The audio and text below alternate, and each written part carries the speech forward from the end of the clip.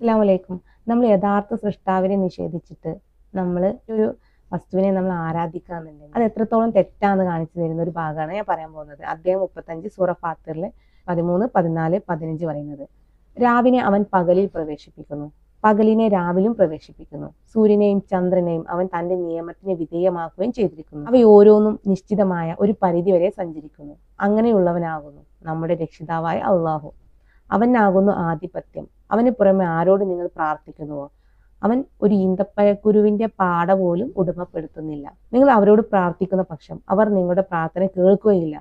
അവർ കേട്ടാലും നിങ്ങൾക്ക് അവർ ഉത്തരം നൽകുന്നതുമല്ല. ഉയർത്തെഴുന്നേൽപ്പിന്റെ നാളിലാകട്ടെ അവരെ പങ്കാളിയാക്കിയതിനെ അവർ നിഷേധിക്കുന്നതുമാണ്. സൂക്ഷ്മജ്ഞാനമുള്ളവനെ പോലെ നിനക്ക് വിവരം തരാൻ ആരുമില്ല. ഇവിടെ പറയുന്നത് എന്താ?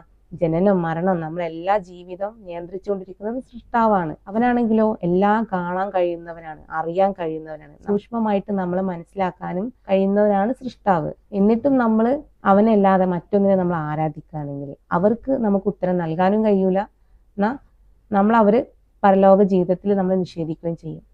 തീർച്ചയായിട്ടും അള്ളാഹു അവരെ മുന്നിൽ കൊണ്ടുവരും. അപ്പൊ അവരെ അതിൽ നിന്ന് പിന്തിരിയും ചെയ്യും. എന്നിട്ട് 15 പറയുന്നത്, മനുഷ്യരെ നിങ്ങൾ അള്ളാഹുവിന്റെ ആശ്രിതന്മാരാകുന്നു. അള്ളാഹു ആകട്ടെ സ്വയം പര്യാപ്തനും സ്തുത്യർഹനുമാണ്. അപ്പൊ നമ്മൾ അള്ളാഹുവിന്റെ ആശ്രിതന്മാരാണ് എന്ന്. നമ്മൾ 24 hours അള്ളാഹുവിനെ ആശ്രയിക്കുന്നുണ്ട്. അവനുമായിട്ടാണ് നമ്മളെ ജീവനും ജീവിതവും എല്ലാം കിടക്കുന്നത്. എന്നാലോ നമുക്ക് നന്മ ചെയ്യാനുള്ള അവസരം അള്ളാഹു ഒരുക്കി തരുന്നുണ്ട്.